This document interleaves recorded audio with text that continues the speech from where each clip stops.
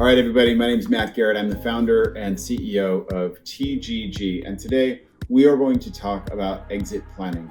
And the first question that I get asked is, what size business is best suited for different types of exit strategies? And this is a very broad question, so I'm going to do my best to answer it in as concise way as possible. There are three different types of sales that you could have in your business, three different people you might be able to sell to. First of all, you might sell to a strategic buyer.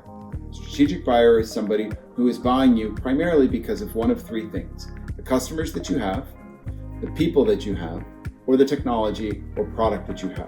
That's why a strategic wants to buy you. Their strategy is to buy you to get something that is complementary to their business. The second type of buyer that you're going to be looking at is what's called a financial buyer. A financial buyer is somebody who is external to your business, who is really buying you for the cash flow and the rate of return and what's going to happen in the future of your business. That's a financial buyer, somebody like a private equity fund. Other kinds of financial buyers include investors, all sorts of folks like that buy small businesses. The third type of a transaction or an exit strategy is to sell internally. And if you sell internally, that might be passing it on to your kids, that might be selling it to key management, that might be selling it in ESOP, something like that. And that is another strategy that you can have. So there are three basic constituents that you might sell your business to: a strategic, a financial buyer, or internal. Any one of those three has very different results and can result in very different economics. Very important to understand all three and know that those are your three basic categories in an exit strategy. Next question that I get a lot is, how can I make sure my company is prepared for exit? My standard answer on this is, you want to run your business as though you are always going to sell it. Whether you want to sell it tomorrow, whether you never want to sell it, whether you want to sell it to internal, strategic, financial buyers, doesn't really matter. You want to run your business as though it was ready to sell tomorrow. Because if you do, that's the safest way to run it. That's the most efficient way to run it. That's the most profitable way to run it. It's also the most effective way to run it. And most importantly, it's the most fun way to run it. Run it organized, in control, so that you have the most fun, that you're hitting your goals. Another question that people have confusion around is, what is exit planning in a business? The process of exit planning is simply going through and thinking about how you're going to exit a business. It's very simple. And it might be, I'm just going to close the doors, give back the keys, call it a day. That's exit planning.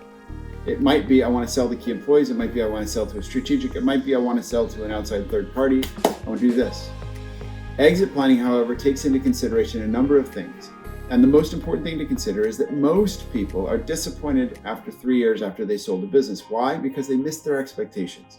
The thing that you have to think about in exit planning is not just the value for your business. That's one piece of it. But it's also, what kind of requirements do you have after you've sold? Are you required to hang out in the business and run it? Are you required to hit certain profit targets, revenue targets, these kinds of things? You have to take a role as reporting to somebody in some corporate spot. Is that what you want to do? The other thing that's really important to take into consideration is your employees. What is it that you care about for your employees? Are they going to get fired the minute that you sell this business? Are they going to have to end up reporting to somebody else in a big corporate structure that they don't want to do? Are they going to lose their options? Are they going to lose money? Are they going to lose customers?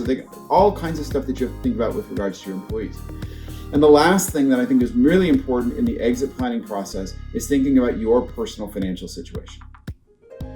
Oftentimes, it's better to take a lower amount of money, but enough money in cash, guaranteed, that you know you can retire and be fully financially free, rather than taking the top value and then having earnouts and buyouts and other things that may or may not never happen. You've got to make sure that you are getting enough money to be financially free, which means the financial planning process, your personal financial plan, is integral in the exit planning process.